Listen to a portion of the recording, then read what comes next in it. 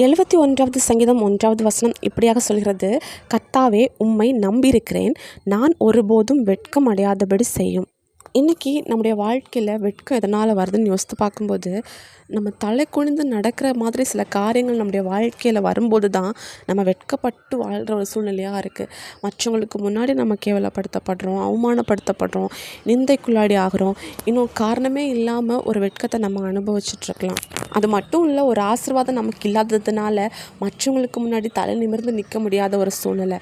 இன்றைக்கி நம்ம யாரை நம்பி இருக்கிறோம் அப்படின்னா, ஏசப்பாவை நம்பி இருக்கிறோம்.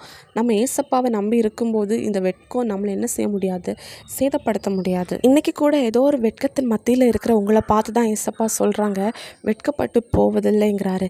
யாருக்கு இந்த வாக்குத்தத்தத்தை கொடுக்குறாங்க அப்படின்னா, ஏசப்பாவை நம்பி இருக்கிற ஒவ்வொருத்தவங்களுக்கும் தான் இந்த வாக்குத்தத்தத்தை கொடுக்குறாங்க.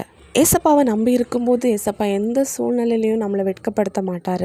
நீங்கள் கூட யோசிக்கலாம், ஏசப்பாவை நம்பினா என்ன வெட்கம் வராதா அப்படின்ட்டு. வெட்கம் வரும், வந்தாலும் அந்த இடத்துல ஆண்டவர் தலை குனிஞ்சு நம்மளை வாழ விட மாட்டார், தலை நிமிர்ந்து வாழ வைப்பார். ஏன்னா நம்முடைய தேவன் தலை நிமிர செய்கிற தேவன். ஏசப்பாவை விசுவாசிங்க, உங்கள் வெட்கத்தை ஆண்டவர் தலை நிமிர செய்கிற வகையில் ஆண்டவர் மாற்றுவார். ஏசப்பா உங்களை ஆசீர்வதிப்பாராக. இயேசு கிறிஸ்துவின் நாமத்தில் ஆமேன்.